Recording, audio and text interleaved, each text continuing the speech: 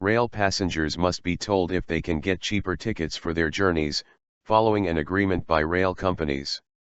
Train operators across Britain have signed up to a code of practice designed to help travellers get the best deal possible. It follows a summit called by the Rail Minister, Claire Perry, last month. Ms. Perry said she was determined that passengers should get the best possible deal for every journey.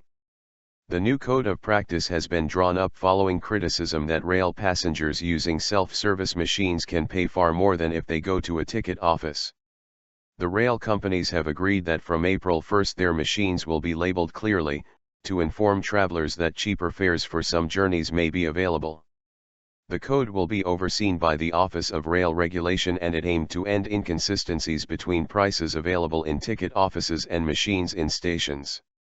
The Daily Telegraph says its investigation into the issue found that self-service machines, used to purchase almost a quarter of all tickets sold annually, can offer vastly different fares, making some journeys £100 more expensive. Ms. Perry also said she would not hesitate to hold the industry to account if improvements were not made. She told the Telegraph there is no excuse for poor quality information, restricted ticket choice or confusing screen directions at ticket machines.